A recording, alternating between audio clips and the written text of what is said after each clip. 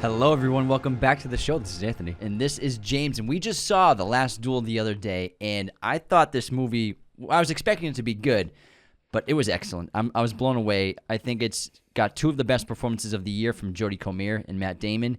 The acting all around is excellent. Ben Affleck's awesome in this movie. Adam Driver's phenomenal. The screenplay is exceptional from Ben Affleck, Matt Damon, and Nicole Holofcener, based on the book by Eric Jaeger. The Last Duel, a true story of trial by combat in medieval France. And again, Ridley Scott still has it. And this is based on a true story. Obviously, it's a little sensationalized because it's a movie, but it really did happen.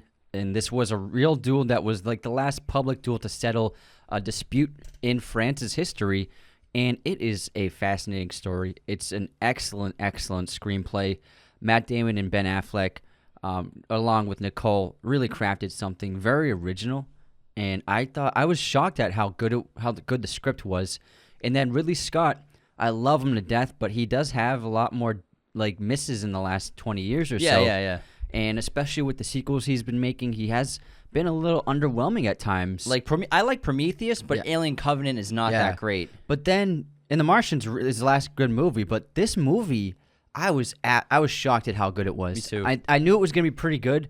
Reviews have been good. Trailers are awesome. Trailers are excellent, and I love the setup. But I was just really blown away by this. Ridley Scott did an excellent job making this film. Visually, it's a beautiful film. There is some obviously dark parts that we'll discuss later on. But, actually, we're going in terms of spoilers, we're going to go like 10 minutes spoiler-free, but we'll do some spoilers at the end of the episode if you want to stay tuned. But we'll definitely warn you all if we're going to say something that spoils the film. Yeah, but we want to tell you guys why we think you should see this film. And this bonus episode is brought to you ad-free because of our patrons. So become a patron at patreon.com/Raiders of the Lost Podcast. So the cinematography was done by Darius Wolski. He's done so many great movies that you probably love that you didn't know he's done. He's done the Pirates movies. He's done pretty much all of Ridley Scott's movies in the last 15 years, like The Martian, Prometheus.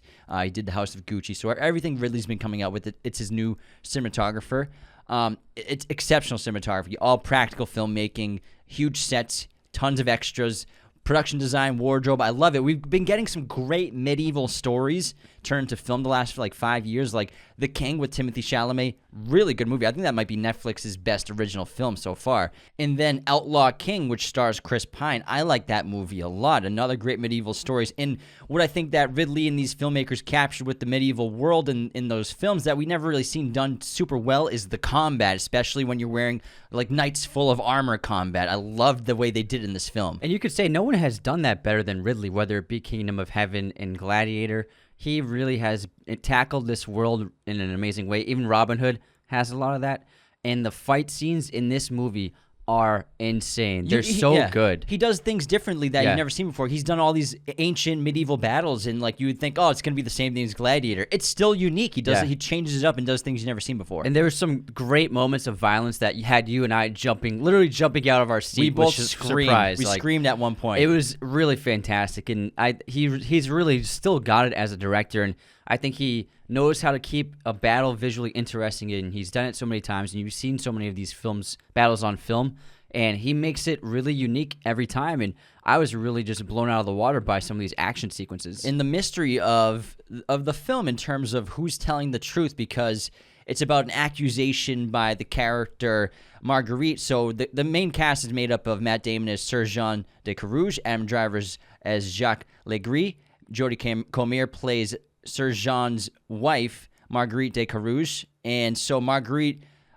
claims that Jacques Legris raped her while Jean de Carouge was off in battle. And then also Ben Affleck plays Pierre de Alençon, who's basically in charge of this area, and he's the lord of the area. Those are both squires and knights under him, and so it's about her claiming that Jacques Legris raped her, and trying to get Sir Jean, her husband, to believe him, and then also to bring up charges of rape against Jacques Legris. And so the way they tell the story is very unique. It's perspective-based. Each character between Sir Jean, Jacques, and then Marguerite gets their own act to tell their truth, and we find out who the real truth of the story at the end of the film. And it's really fascinating. The character development in this film is really excellent. It does move a little fast, but then once it gets going, when you're halfway into the movie and you realize what's going on, then you accept how quickly it moves in the first 30 minutes or so, because There's a really complicated relationship between Legree and De Carouge because these are two men who have been fighting alongside each other for years. And De Carouge, who he had a family who passed away, and his dead son, the godfather was Legree, so they have a great past. And this brings a great amount of conflict between the two of them, as well as their natural adversarial personality traits amongst one another, because they do butt heads quite often for different reasons. And it's not just this one conflict. Like, I think they did an amazing job with the screenplay of rolling out that there's a lot of layers to this relationship, and this accusation by Marguerite is like the final nail in the coffin that is going to make a big difference between whether this relationship can ever continue or will it end. And I think they did an amazing job establishing every character and really slowly layering this complex thread together. And when it finally crescendos in the final act, it's really excellent. And the performances, like you said, this is Matt Damon's best performance in a long time. He's really excellent. I have him right now. I think he's number one for lead actor in a role so far this year. Same. For Oscar contentions. Jodie Comer, unbelievable. She should definitely get nominated as Marguerite, and she's an excellent actress from Killing Eve. And Adam Driver does a fantastic job, and Ben Affleck was surprisingly fun and good.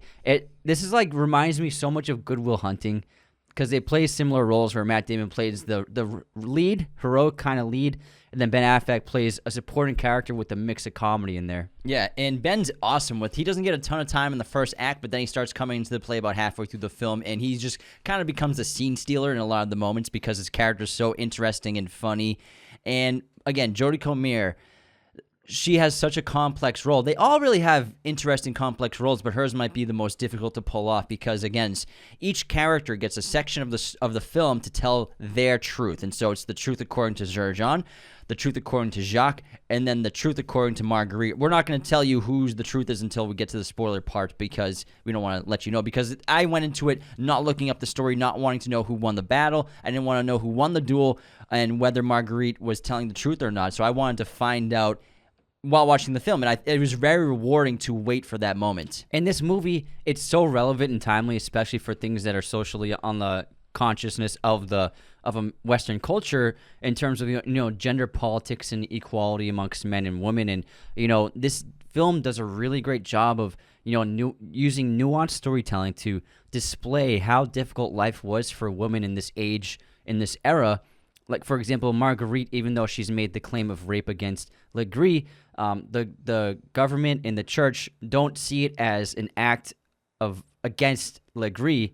They don't see it as an act against Marguerite. They consider it an act against De Carouge because women essentially were considered property of their husbands at that time. So the church in the kingdom are looking at this through the perspective of Legree has taken advantage of De Carouge's property, aka his wife. So it's a really fascinating look at how difficult it was for women in terms of this landscape to just have a normal life. Well, impossible, really. Yeah. Even if they come from nobility, or even if they are part of like a royal house, they still are prisoners in pretty much every sense of their life. Their life's controlled by the king, controlled by their husbands, and pretty much they don't have any freedom, despite the fact they might be part of a very wealthy, powerful family. And this is in the trailer, so it's not a spoiler. But even Marguerite, she questions De Carouge, who he's like, I'm sacrificing my life to save yours and to defend what you're saying. And she's like, no, you're sacrificing your life to defend your honor. This is more about you than it is about me. Exactly. You know what I mean?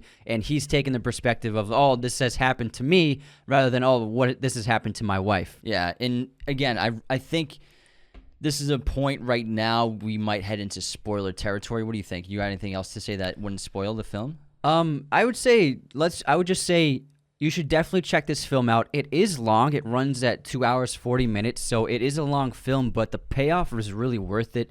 And there is a lot going on. There are a lot of scenes, and it does move pretty quickly. There's a lot to digest, but I say give it a shot. Just sit back and really pay attention to what's going on. And once it gets rolling, this film is really, really excellent.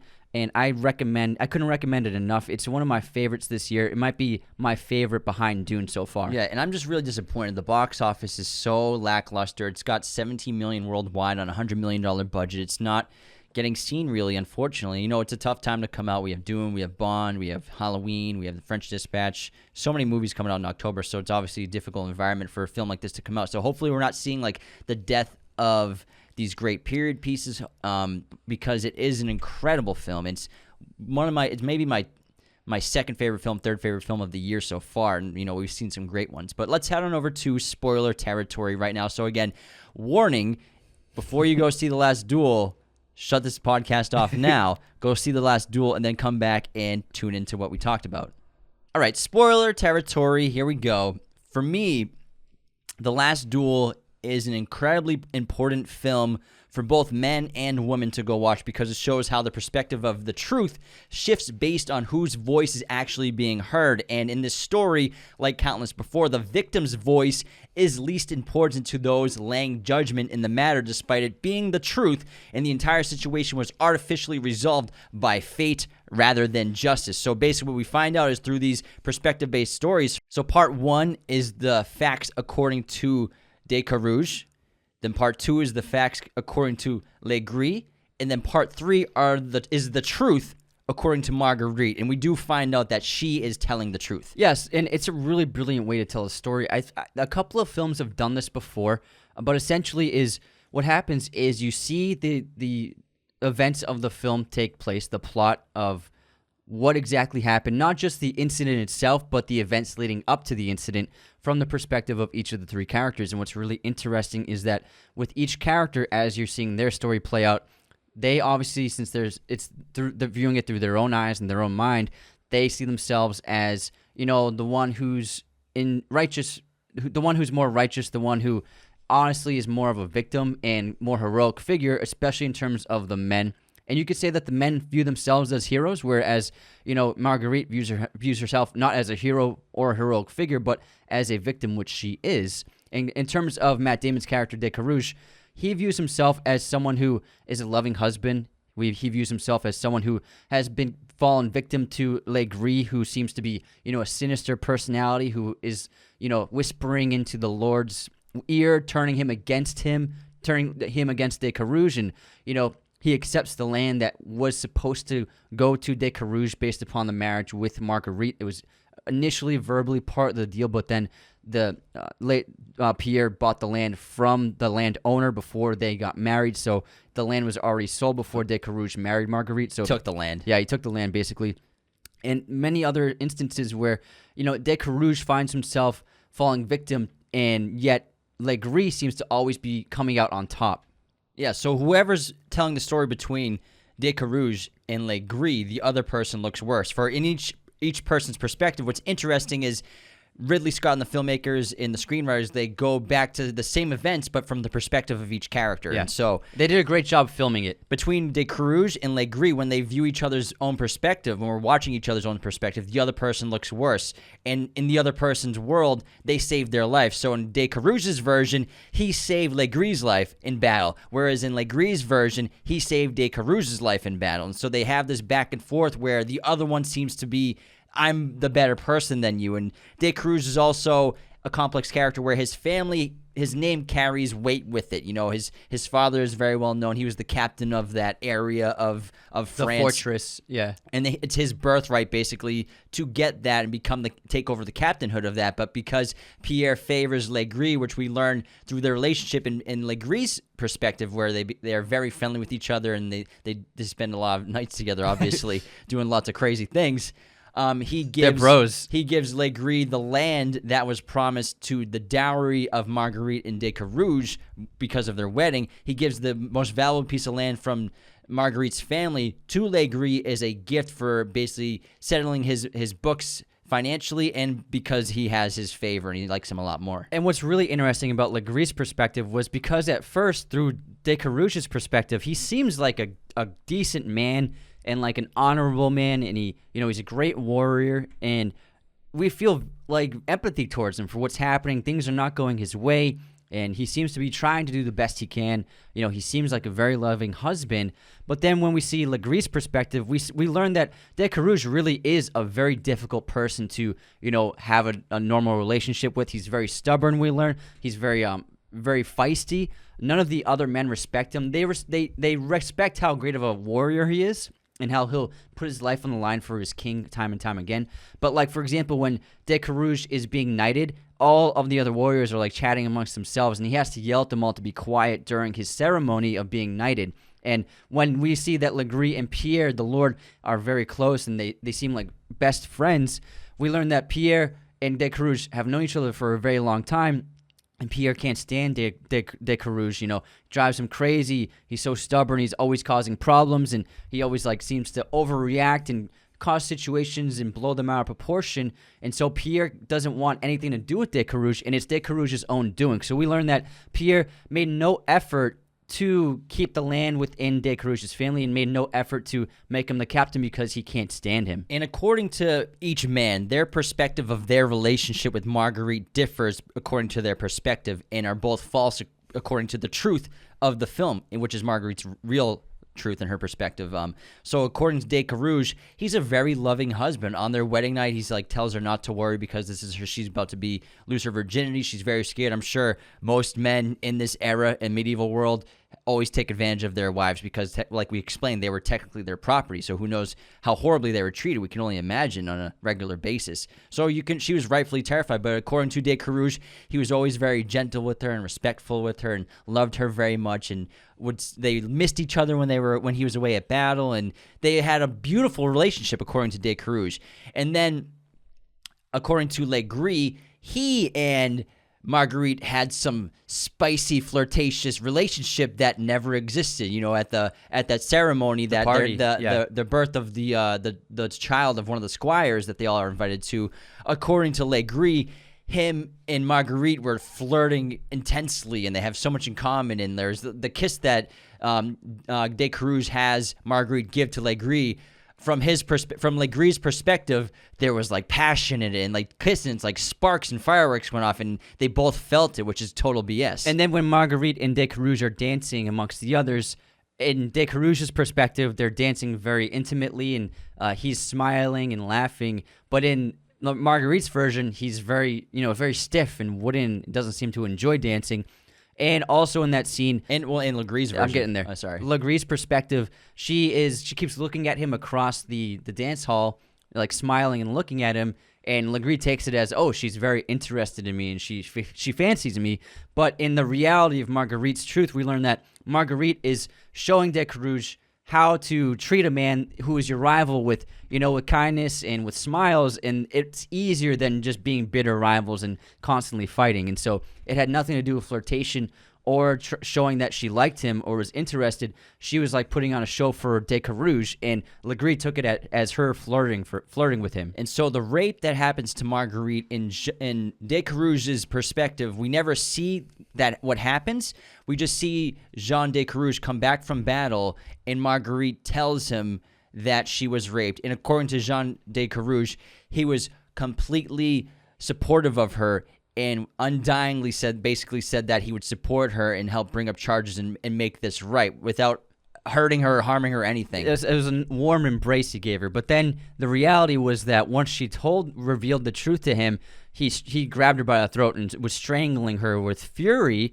And then also, once he accepted that what happened was the truth from her, he said, how could he keep doing this to me? He's looking at it as Legree assaulting him, essentially assaulting his property, rather than even having a second's thought about Marguerite. Yeah, but let's go back to Legree's version of the rape. So in Legree's version of his perspective, his facts, part 2 of the film. So in part 1, we don't see the rape, we just see the afterwards when Marguerite tells Jean de Carouge. Then Legree's perspective is the first time we see the rape, which according to him, it was rape, but not completely, like, in his perspective, he held her down and everything, but to him, she wanted it, and it was playful about it in a way. And the way it's depicted through his mindset is that Marguerite, even though she's, like, backtrailing from him and leads him into the bedroom, she's, like, slowly moving. She's not rushing, and she doesn't really try to close the door on him. And, she does, like, kind of squirm a little bit, but she doesn't really put up much of a fight. And from his perspective, it seems like she allows it to happen kind of willingly. And also, as it's happening, she doesn't seem like she's in pain or agony. She kind of seems like she's probably enjoying it as well. But then we see the truth through Marguerite's perspective, and we learn that and also there's a little moment where he sees her take her shoes off before she heads up the steps, which to him looked like a signal of, oh, I'm getting comfortable before this happens. But in reality, her shoes fell off because she was running up the stairs to escape him. She rushed through the halls, tried to close the door and slam it on his face, but he caught there in time, and then he viciously forced her on the bed, held her against her will. She was crying, she was screaming, she was trying to break free every chance she got, until eventually he completely overpowered her and let it and just continued with the rape, and then she was just face against the bed, weeping, begging him to stop, but he just kept going. So once you see the truth,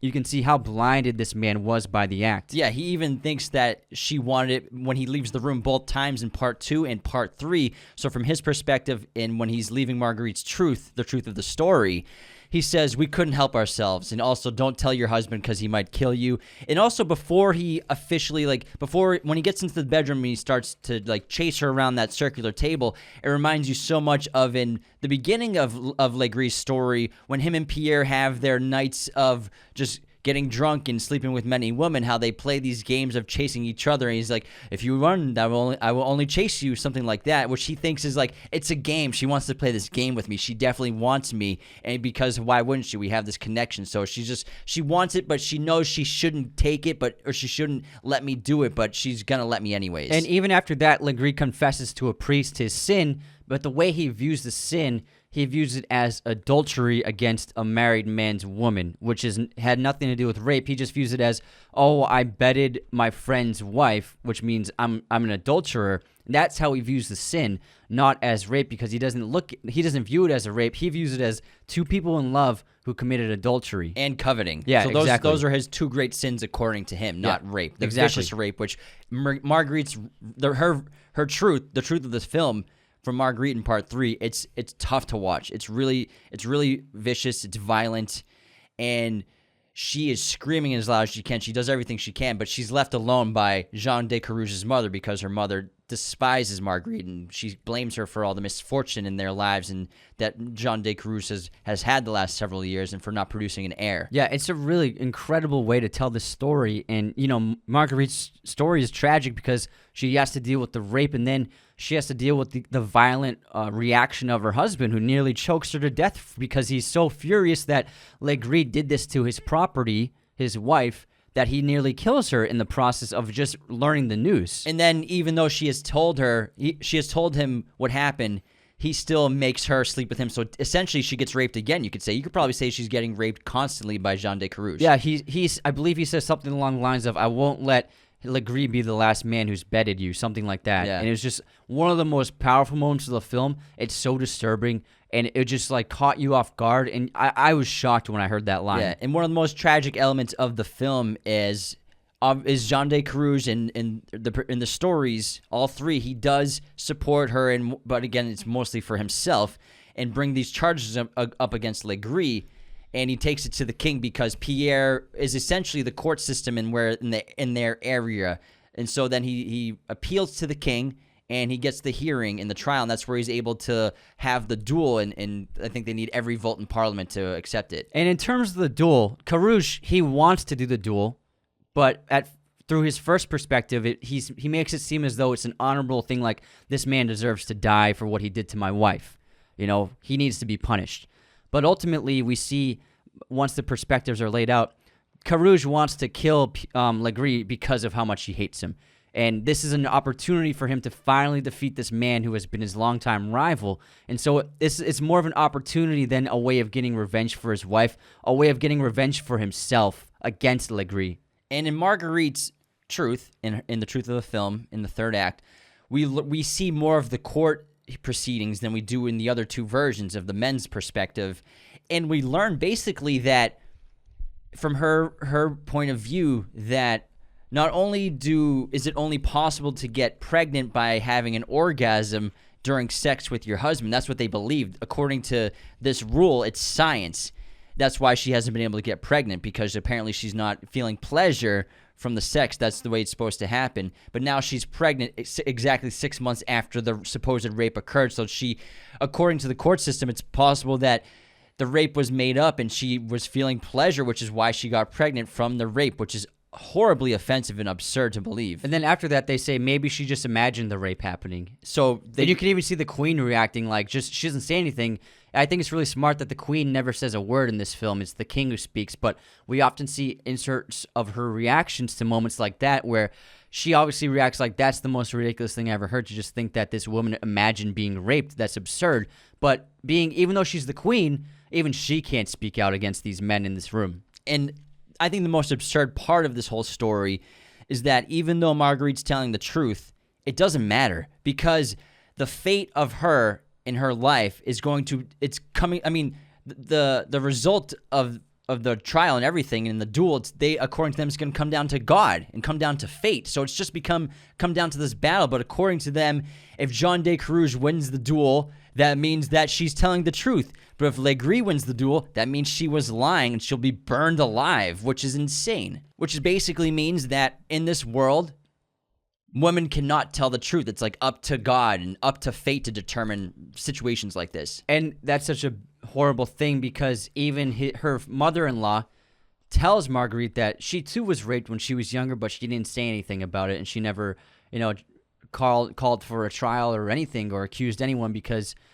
there probably was no point, because even no one would believe her, and even if something did happen, her life would have been at stake just for telling the truth.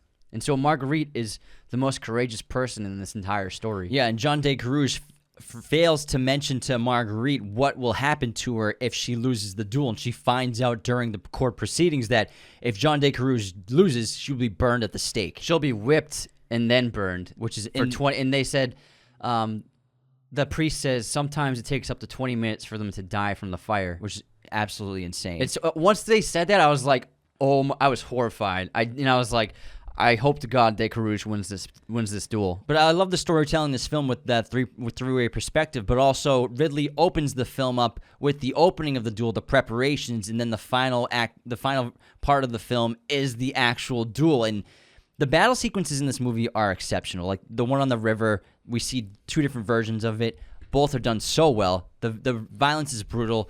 Just the production design, the sound design, like hearing the chain links, it feels like you're wearing it yourself. It feels heavy. You hear all the metal clanking and everything. It's awesome. I never heard it sound that good in a battle scene before. Just all of the action going on. And then the duel itself was incredible. It was one of the best movie fights of all time. I'm saying that. It really was astounding. It was brutal. It was intense. You didn't know who was going to win. I was like, I hope de Carouge wins, but it looks like he might not win. It was excellent. Both actors did an amazing job. The stunt team did amazing work. Because first it starts out, what do you call that? Jousting. And the jousting was awesome. They probably didn't joust in real life, but yeah, not the actors, but I bet. I mean the duel. Yeah, they didn't joust. Oh, you don't think so? You don't joust in duels. You just fight. I don't see why not. No, they didn't. I looked it up. Oh, okay. Got it. They did an excellent job with this, and I was just on the edge of my seat, like fearful of who was going to win this. Yeah, and the thing is, obviously you want de Carouge to win, but they're both monsters. They both are terrible dudes. They're horrible people, because especially in Marguerite's version and in the truth, we see how horrible de Carouge is to her as a husband. He's mean. He's unemotional. He's detached from her. He seems like he doesn't even like her at all. He just wants to use her to produce an heir. That's it. That's all she is to him, to produce an heir and also financial purposes. You could look at the horses they keep as a metaphor for her, the mare, where he's just trying to get the mare pregnant with the right kind of horse. And, essentially Marguerite is, a horse to him. It's part of his property. He's trying to breed more of his family line through her. Plus, and ironically, she's excellent at running his little piece of area in his land, and she does everything better than he does, which is ironic. And unfortunately, even when he comes back, she has to stop doing that, and she tries to just have that slightly low cut dress, which he finds horribly offensive and makes her take off, and doesn't even greet her when he comes home from battle. So he just treats her so horribly in the film. And again, his perspective, he's the greatest husband alive. And the battle is epic. And then when Jean de Carouge finally defeats Legris, the sigh of relief that left me was enormous, man. I was so grateful that Marguerite survived. And the way he killed him was insane. It's wild. He stuck the knife in his mouth and then kneed his head into it, and oh my God, it was insane. Was that the scene when we screamed out loud? Yeah, we jumped out of our seats and screamed. It was crazy. Yeah, and also the battle scene when he drives the sword up the guy's head. man, it was wild. And Yeah. I was so happy De Carouge won, not because of him, but because she didn't have to die because of him. But even though he won and she lives, it's still kind of a tragic way to end it, because when he wins, he's greeted by the whole village and kingdom as a hero. He's like they're on horseback, like riding through the city. He is like a champion. Everyone's cheering for him, and he's like holding the swords up like, I won, I did it. And then behind him, forgotten, is Marguerite. Yeah, he got all the glory, and she's just, again, forgotten, unknown. Nobody cares about her at all. And although that is a tragic ending, it does ironically end very positively for Marguerite, where, after 3 years, De Carouge, he was killed during the Crusades, and all of the land and all of his assets were left to Marguerite, where the film says she lived for 35 years. Very comfortably. And never married again. She's like, I'm not having another man in my life. These men suck. Besides her son, which I think it's nice to see that it was actually John De Carouge's son and not... Yeah, they made him blonde. Yeah, so it's obviously his son, not Legris. Yeah, because if he had dark hair, it definitely would have been Legris. So once you saw that he was bleached blonde hair, it was like, that's got to be De Carouge's son. But yeah, this movie was incredible. And again, it's just a great way to show how perspective of the truth is different for each party involved, and how the victim is, even if they're telling the truth, it doesn't really matter to everyone else. Yeah, it's very timely, especially the last few years. And I think that everybody should watch this film if they get a chance. And it will be on streaming in 40 days. So if you don't feel comfortable going to a theater, it will be available. I believe Disney will be owning it, so I'm not sure where they'll send it, but we'll find out. We'll keep an eye on it and keep you posted. But if you do feel comfortable going to a theater, I highly recommend checking out The Last Duel. Thanks so much for tuning into this bonus episode of The Last Duel. Thanks so much for tuning into Raiders of the Lost podcast. Be sure to subscribe if you're new. Hit the like button, leave a comment. Find us on all audio streaming platforms, Spotify, Apple Podcasts, Google Podcasts, wherever you listen to podcasts, you can find us. Find us on Twitter, TikTok, Instagram, Raiders of the Lost podcast. Be sure to check out one of these other videos right here for more content on our favorite films and breaking down all kinds of movie content. Thanks so much.